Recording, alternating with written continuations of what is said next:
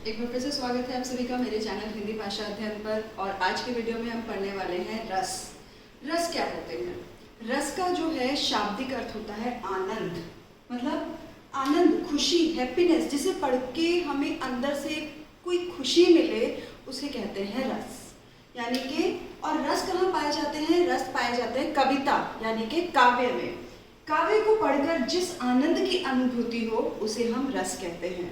आनंद मतलब खुशी के लिए होता है, लेकिन रस जो है ये जरूरी नहीं है कि हमेशा रस जो है हमें वो खुशी दे, क्योंकि रस जो ऐसे भाव हैं जो हमारे अंदर हमेशा विद्यमान रहते हैं और परिस्थिति के अनुसार जो है वो जागृत होते हैं। तो वो आनंद हमेशा ऐसा जरूरी है कि वो खुशी का ही आनंद हो। वो आनंद जो है वो दुख का हो सकता है, हंसी का हो सकता है, वो आनंद वीरता का हो सकता है, वो आनंद शोक का हो सकता है। मतलब वो आनंद कोई भी हो सकता है। ये नहीं, आनंद मतलब केवल खुशी नहीं है, कोई भी। काव्य को पढ़कर अगर हमें कई बार रोना आ जाता है, काव्य को पढ़कर कभी कभार हमें हंसी आ जाती है, काव्य को पढ़कर हमें वीरता के भाव महसूस होने लगते हैं या घृणा के भाव महसूस होने लगते हैं, तो वो सारे भाव क्या हैं? वो सब आनंद में आते हैं। तो रस का शाब्दिक अर्थ आनंद है, परंतु आनंद केवल खुशी नहीं, सारे भावों में जो आनंद हमें मिलता है। कई बार हम डर भी जाते हैं काव्य को पढ़कर, तो डर भी क्या है? रस है। तो यहाँ पर आनंद मतलब अलग अलग भाव जो हमारे मन में हमेशा विद्यमान रहते हैं, लेकिन परिस्थिति के अनुसार वो जागृत होते हैं। अब रस के जो है दो भाग हम मुख्यतः लेते हैं, एक तो रस के अंग और दूसरा रस के भेद। तो सबसे पहले हम रस के अंगों की बात करेंगे। रस के 4 अंग होते हैं, 4 अंग, जिसमें है विभाव, अनुभाव, संचारी भाव और स्थायी भाव।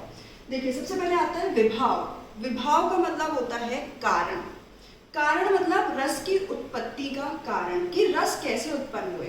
आप रास्ते में जा रहे थे, आपने देखा कि बहुत गंदगी थी, तो आपके अंदर वो गंदगी को देख के घृणा के भाव उत्पन्न हुए।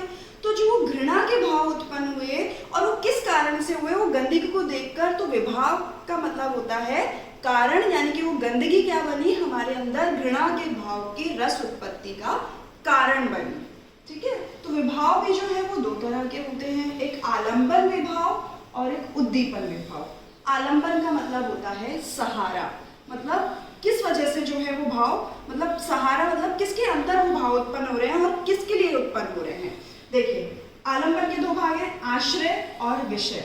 आश्रय जिसके मन में भाव उत्पन्न हो रहे हैं और विषय जिसके प्रति भाव उत्पन्न हो रहे हैं। मैंने अभी आपको उदाहरण बताया कि आप रास्ते से जा रहे हैं, आपने गंदगी देखी, आपके मन में भाव उत्पन्न हुए। आप कौन हुए? आश्रय, जिसके मन में भाव उत्पन्न हो रहे हैं।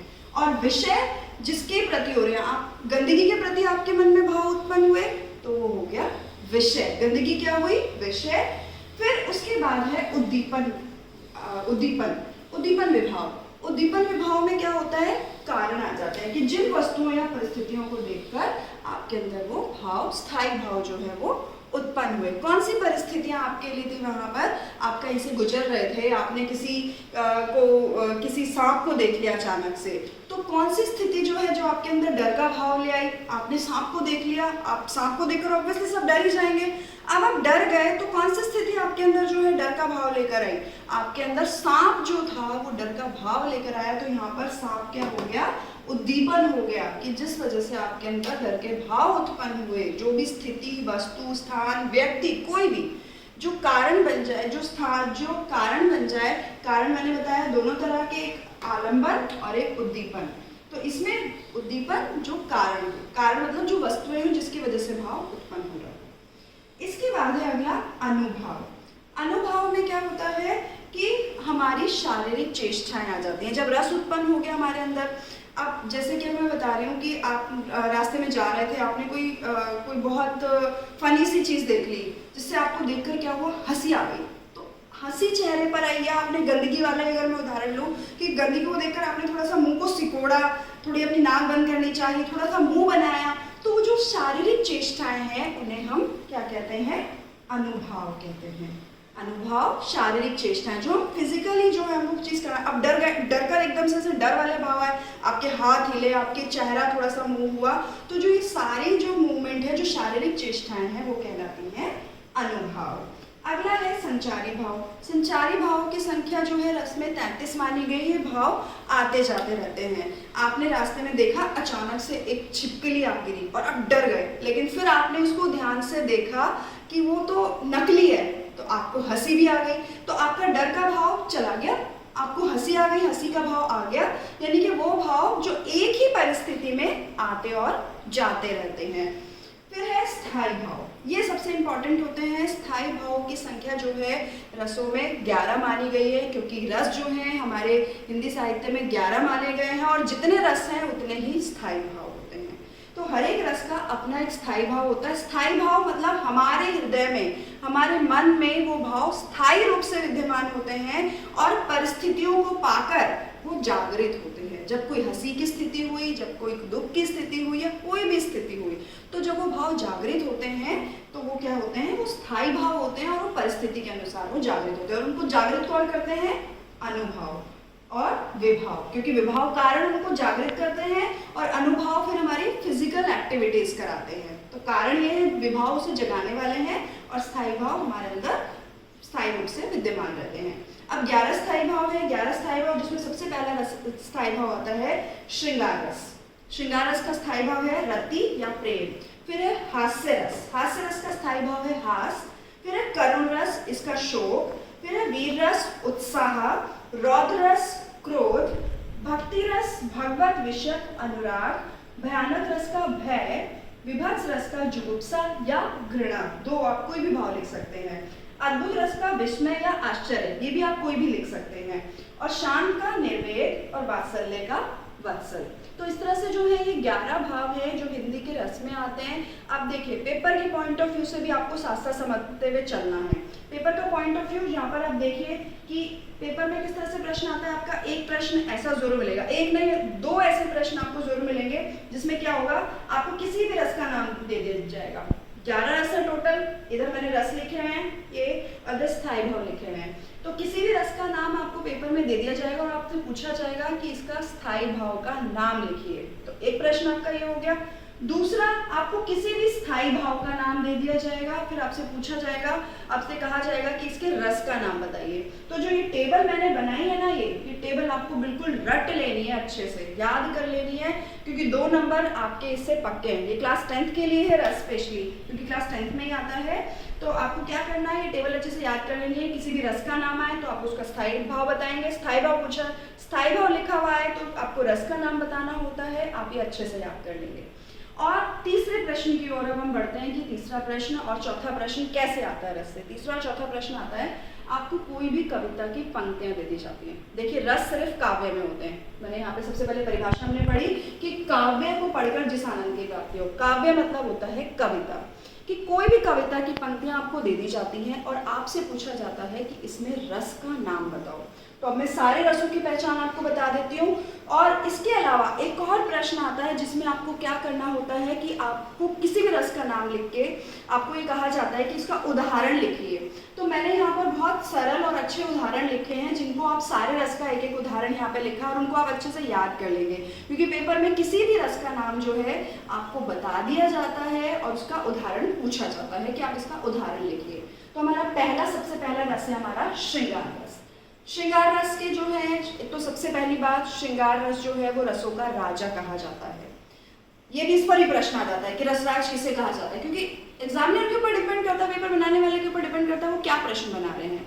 तो रसराज किसे कहा जाता है, श्रृंगार रस को रसराज कहा जाता है। मैंने यहाँ लिखा हुआ भी है कि किस रस को श्रृंगार रस कहा जाता है, रसराज किसे कहा जाता है, श्रृंगार रस को। अब इसके 2 भेद हैं, संयोग श्रृंगार और वियोग श्रृंगार। देखिए श्रृंगार रस जो है वो जुड़ा हुआ है नायक नायिका से। एक नायक नायिका जिसमें अगर नायक नायिका पास में है तो क्या होगा, संयोग श्रृंगार, और नायक नायिका दूर है तो वो होगा वियोग श्रृंगार। अब देखिए संयोग वियोग के सबसे अच्छे उदाहरण जो मिलते हैं वो हमें कृष्ण काव्य से मिलते हैं। आपके कविता मैंने सूरदास आपको पढ़ाई थी, अगर आपको याद हो, कि मैं अपनी वीडियो बना चुकी हूँ उस पर। सूरदास की जो कविता है उसमें बताया है कि सूरदास की जो पद है पूरे विरह जो है श्रृंगार रस पर आधारित है। क्यों? क्योंकि उसमें कृष्ण जो है गोपियों को छोड़कर चले जाते हैं, मतलब दूरी का बोध होता है। इसका मतलब वहाँ पर क्या है? श्रृंगार रस है। और कौन सा? वियोग श्रृंगार। और संयोग श्रृंगार में नजदीकी का बोध होता है। इसमें वो सारे उदाहरण आ जाते हैं जब नायक नायिका पास में होते हैं। इसमें सबसे बड़ा उदाहरण है श्री कृष्ण का, जब वो गोपियों के साथ में, राधा के साथ में ब्रजभूमि में होते हैं।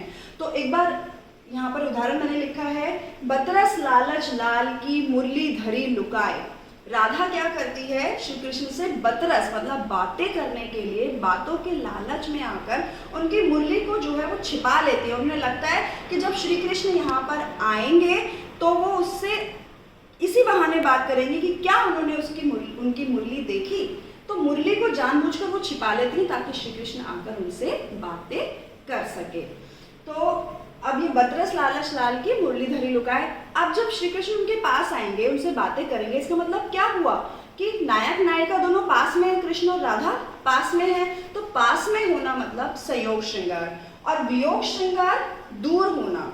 अब मैंने उदाहरण लिखा हुआ है यहाँ पर, निस दिन बरसत नैन हमारे, सदा रहत पावत रिसु हम पर, जबते शाम सिधारे। मतलब सिधारे मतलब जब से वो ब्रजभूमि छोड़कर मथुरा चले गए हैं तब से गोपियां जो है श्री कृष्ण के विरह में जो है वो दिन रात दुखी हैं, और उनकी आंखों से निरंतर आंसू बहते रहते हैं। विरह के आंसू, दूरी के आंसू, वो दुख के आंसू है कि वो श्री कृष्ण से दूर हो गई है। तो ये हमारा श्रृंगार रस हो गया। अगला है हमारा रस हास्य रस। हास्य रस मतलब जिसमें हंसी की स्थिति उत्पन्न हो।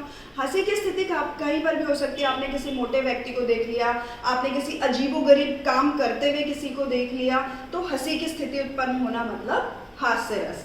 हास्य रस का उदाहरण मैंने यहाँ पर लिखा हुआ है कि इस दौड़ धूप में किसी मोटे व्यक्ति को देखकर कवि को अचानक से हंसी आ जाती है, और वो क्या कहता है, कविता की पंक्तियां लिख डालता है। वो कविता की पंक्तियां इस प्रकार है कि इस दौड़ धूप में क्या रखा है, आराम करो आराम, आराम सुधा की एक बूंद, इससे न तो पैदिक होती है तन का दुबलापन खोती है।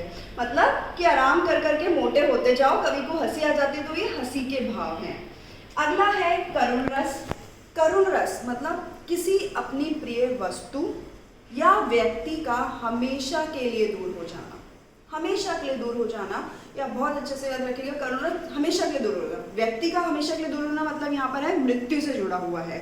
तो यहाँ पर एक उदाहरण जो है, मैंने यहाँ पर जो उदाहरण लिया है वो अभिमन्यु का लिया है। अभिमन्यु जब चक्रव्यूह में फंसकर अभिमन्यु को मार दिया जाता है, तब अर्जुन और उनके गुरुजन जो है शोकाकुल होते हैं, बहुत शोक में होते हैं। और उस समय की पंक्तियाँ हैं, कहा जा रहा है कि सब बंधुन को सोच तजी, तजी गुरुकुल को ने, हा सुशील सूत कीमी कियो अनंत लोक में गे। कि सब बंधुन अपने प्रियजनों को सबको छोड़कर जो है तुम चले गए हो, और कौन से अनंत लोक में जाकर तुमने जो है आश्रय ले लिया है। अगला है हमारा वीर रस। वीर रस, वीरता के भाव सबको पता है। वीर रस, वीर तुम बड़े चलो, धीर तुम बड़े चलो, सामने पहाड़ हो, सिंह की दहाड़ हो। ये सारा जो है ये पंक्तियां किसकी हैं? वीर रस के, वीरता के भाव आ रहे हैं। और फिर अगला है रौद्र रस। रौद्र मतलब गुस्सा, क्रोध आ जाना, क्रोध की स्थिति। होता है कितनी बार हमें भी किसी ना किसी बात पर क्रोध आ जाता है, कई बार किसी काव्य को पढ़ के। तो काव्य की पंक्ति है, उस काल मारे क्रोध के तन कांपने, उसका लगा मानो हवा के वेग से सोता हुआ सागर जगा। तो यहाँ पर क्रोध की स्थिति है। पंक्ति को पढ़कर ही पता चल रहा है कि मानो हवा के वेग से सोता हुआ सागर जगा, उस काल मारे क्रोध के। तो साफ साफ लिखा हुआ है, पंक्ति में पता चल रहा है कि गुस्से की बात हो रही है। अगला हमारा रस है भयानक रस। भयानक मतलब किसी चीज को देखकर डर जाना। डरना, एक उदाहरण जो मैंने यहाँ पर लिया है उसमें एक यात्री है, वो जंगल से गुजर रहा है, और जंगल से गुजरते हुए वो देखता है अचानक से उसके सामने एक सांप आ गया, और उसके बाद में फिर वो पलटता है, एक और सामने अजगर आ गया, और उसके बाद में फिर दूसरी तरफ मुड़कर भागना चाहता है तो दूसरी तरफ शेर आ गया। अब क्या हुआ कि दोनों स्थिति में दोनों तरफ उसने एक खतरा देखा, डर के मारे वो बीच में ही बेहोश होकर गिर गया। उदाहरण इस प्रकार है, एक और अजगरई लखी, एक और मृगराय, विकल बटो ही बीच ही परियो मूर्छा खाए। कि एक और तो अजगर आ गया, दूसरी तरफ मृगराय शेर आ गया, और विकल बटोही, विकल मतलब डर के मारे, बटोही मतलब यात्री, बीच में ही परियो मूर्छा खाए, मूर्छा खाकर वो गिर गया। तो भय की स्थिति जो है यहाँ साफ साफ पता चल रही। अगला उदाहरण है हमारा विभत्स रस। विभत्स मतलब घृणा। मैंने गंदगी का उदाहरण दिया, गंदगी को देखकर घृणा आना, लेकिन घृणा की बहुत सारी स्थिति है। हम काव्य पंक्तियों में इसको एक्सप्लेन करेंगे कि करपद खंड मुंड ही ऋण में उड़ते गिरते पड़ते थे, कल कल नहीं किंतु मल मल कर रक्त स्रोत उमड़ते थे। एक युद्ध भूमि, एक युद्ध क्षेत्र का जो है यहाँ पर वर्णन किया जा रहा है, जिसमें बताया जा रहा है युद्ध क्षेत्र के बारे में कि युद्ध क्षेत्र में लोगों की गर्दन, हाथ, पांव कट कट के सब उड़ उड़ के गिर रहे हैं, तलवारों से उन्हें काटा जा रहा है और खून की नदियां बह रही है। तो ऐसी स्थिति क्या है, घृणापूर्ण हो गई कि आपको देखकर एक घबराहट, एक घृणा मन के अंदर उत्पन्न हो जाती है। तो वही बात यहाँ पर कही जा रही है, युद्ध स्थिति को देखकर घृणा के भाव उत्पन्न हुए, तो वहां पर विभत्स जो है रस होता है। अगला है हमारा अद्भुत रस। अद्भुत रस जिसमें आश्चर्य, अद्भुत मतलब हम किसी चीज को देखकर एकदम आश्चर्यचकित रह जाएं। वैसे तो आश्चर्य का मतलब होता है सरप्राइज देना, मतलब कोई भी सरप्राइज हो, आपको कभी बर्थडे पार्टी मिली या आपको कोई सरप्राइज गिफ्ट मिला, लेकिन काव्य में वैसा सरप्राइज नहीं होता है। अद्भुत मतलब आश्चर्य की परिस्थितियां होती हैं। तो मैंने जो यहाँ पर उदाहरण लिया है, ये उदाहरण है, देख यशोदा शिशु के मुख में सकल विश्व की माया, पल भर को हिल ना सकी कोमल काया। अर्थात इस उदाहरण का मतलब है, देखिए बाल काव्य जो है, बाल कृष्ण से रिलेटेड बहुत सारे कार्टून, एनिमेटेड फिल्म या टीवी प्रोग्राम बहुत सारे बच्चों ने देखा हुआ है और वो अच्छे से जानते हैं, काव्य से परिचित है। इसमें उस समय स्थिति का वर्णन है जब श्री कृष्ण मिट्टी खा रहे होते हैं कहीं पर बैठकर, और माता यशोदा आती हैं। जब वो देखती हैं कि श्री कृष्ण मिट्टी खा रहे हैं तो वो अत्यंत गुस्से में आ जाती हैं और कृष्ण के पास आकर उन्हें अपना मुंह खोलने के लिए कहती हैं और कहती हैं कि दिखाओ तुम मिट्टी खा रहे हो, और उसे बाहर निकालने की कोशिश करती हैं। लेकिन जैसे ही श्री कृष्ण जो है वो क्या करते हैं, वो अपना मुंह खोलते हैं तो माता यशोदा को पूरा ब्रह्मांड जो है उनके मुख में दिखाई देता है और वो ये स्थिति देखकर एकदम हैरान, आश्चर्यचकित रह जाती हैं और पल भर को वो हिल भी नहीं पाती हैं कि ये क्या है। उन्हें समझ ही नहीं आता है कि श्री कृष्ण के मुख में ये उन्हें क्या दिख गया। तो उस समय की स्थिति को जो है यहाँ पर आश्चर्य बताया जा रहा है। आश्चर्य मतलब अद्भुत रस। इसके बाद अगला है हमारा शांत रस। शांत रस, शांत जिसमें इस संसार के प्रति विरक्ति उत्पन्न हो जाए व्यक्ति के मन में, संसार के प्रति, संसार की चीजों के प्रति, संसार के व्यक्तियों के प्रति। आपने देखा ना, बहुत से लोग सन्यासी बन जाते हैं, सन्यासी बनकर वो कहीं हिमालय, कहीं ऐसी जगह जाकर जप तप करने लगते हैं जहाँ पर उन्हें कोई डिस्टर्ब करने वाला ना हो, ना उनका परिवार का सदस्य हो, ना उनको चिंता हो। वो सब कुछ छोड़ देते हैं, सारी मोह माया को त्याग देते हैं, यानी कि निर्वेद का भाव उनके मन में उत्पन्न हो जाता है, वो होता है शांत रस। और शांत रस में क्या होता है कि व्यक्ति सब कुछ त्याग कर किस में लीन हो जाता है, ईश्वर भक्ति में जो है वो लीन हो जाता है। तो यहाँ उदाहरण है, मेरो मन जहाज को पंछी अब उड़ी अनंत ना जाए। मेरो मन जहाज को पंछी के माध्यम से कहना जा रहा है, जैसे एक समुद्र के बीच में एक जहाज जो है वो चल रहा है और उस पर एक पक्षी बैठा हुआ है और वो पक्षी जो है उड़कर कहीं नहीं जा सकता, क्योंकि वो इतनी लंबी उड़ान नहीं ले सकता कि वो पूरे समुद्र को पार कर जाए। अब उसके लिए कोई माध्यम नहीं है कि वो कहीं जा सके। ऐसे ही जो है व्यक्ति कह रहा है कि संसार की मोह माया से तो मैं दूर हो गया हूँ, अब मेरे मन में केवल ईश्वर के प्रति, ईश्वर की भक्ति के लिए केवल भाव जो है वो बचे हैं। तो अब मेरा मन जो है उस जहाज के पंछी की तरह हो गया, जैसे वो कहीं नहीं जा सकता वैसे मैं अपने ईश्वर को छोड़कर अब कहीं और नहीं जा सकता। अगला रस है हमारा वात्सल्य रस। वात्सल्य का मतलब होता है माता पिता का अपने संतान के प्रति प्रेम। आपके भी, हम सबके माता पिता जो हमें प्रेम करते हैं, प्यार करते हैं, स्नेह करते हैं, हमारी परवाह करते हैं, हमारा पालन पोषण करते हैं, वो सब किसमें आ जाता है, वात्सल्य रस में। और काव्य में सबसे अच्छा जो वात्सल्य रस का उदाहरण लिया जाता है वो लिया जाता है श्री कृष्ण के बचपन से, क्योंकि सबसे अच्छा जो है वर्णन वही मिलता है। सूरदास का जो है संपूर्ण काव्य जो वर्णन है श्री कृष्ण के बचपन का वर्णन, उनकी बाल्यावस्था का वर्णन, वो क्या है, संपूर्ण वात्सल्य रस पर आधारित है। देखिए इसमें यशोदा माँ का उदाहरण मैंने लिया हुआ है कि देख ये यशोदा हरि पालने झुलावे, हलरावे दलरावे जोई सोई कछु गावे। मतलब यशोदा मैया जो है श्री कृष्ण बालक को खिला रही हैं, उन्हें कुछ ना कुछ मुंह से गाकर कोई ना कोई लोरी सुना रही हैं, उन्हें पालने में झुला रही हैं, उनके लिए अलग अलग क्रियाएं जो है वो करने में लगी हुई है। और ये सब क्यों कर रही हैं, क्योंकि तो उनका पुत्र है और उनके पुत्र के प्रति उनका जो प्रेम है, जो वात्सल्य है, इसलिए यहाँ पर जो है वात्सल्य रस आया है। अगला है हमारा भक्ति रस। भक्ति रस किसके प्रति भक्ति, ईश्वर की भक्ति। देखिए इसमें आप अंदर दोनों को मिक्स मत कर दीजिएगा। शांत रस में तो पूरे संसार के प्रति विरक्ति उत्पन्न हो जाती है, केवल ईश्वर भक्ति रह जाती है। लेकिन भक्ति रस जिसमें ऐसा कुछ नहीं है कि संसार को छोड़ दिया, परिवार को छोड़ दिया, सबको छोड़ दिया और उसके बाद में भक्ति की। ये वो भक्ति है जिसमें व्यक्ति अपने परिवार, अपने घर समाज में रहकर भी जो है भक्ति कर सकता है। हम सब भी जो है वो पूजा करते हैं, भक्ति करते हैं, अपने अपने घरों में किसी न किसी देवी देवता को जो है अपना आराध्य जो है हम अवश्य मानते हैं। तो यहाँ पर जो है मैंने उदाहरण लिया है, वो किसका लिया है, मीराबाई का उदाहरण लिया है। मेरे तो गिरधर गोपाल दूसरो ना कोई, जाके सिर मोर मुकुट मेरो पति सोई। अर्थात मीराबाई यहाँ कह रही है कि मेरे तो गिरधर गोपाल, मेरे तो वो जो गिरधर गोपाल श्री कृष्ण है, मेरे सब कुछ वही है, जिनके सिर पर मोर मुकुट है, मेरे पति वही है। मतलब वो भक्ति भाव से ऐसा कह रही है। और इसके अलावा जो है यहाँ पर भक्ति रस में इसका जो स्थायी भाव होता है वो भगवत विषयक अनुराग होता है।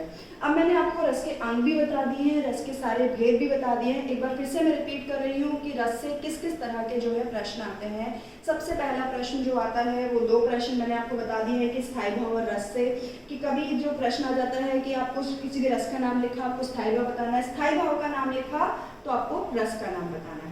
दूसरा, कोई भी काव्य पंक्ति आपको दे दी है, काव्य पंक्ति आपको देने के बाद आप इजीली समझ आ जाएगी। अगर आप एक पंक्ति को एक बार नहीं 2-3 बार पढ़ लोगे ना, आपको पता चल जाएगा कि यहाँ पे हंसी की बात हो रही है, श्रृंगार की बात हो रही है, या घृणा, करुणा, रौद्र किसकी बात हो रही है। आपको उसमें रस का नाम लिखना होता है।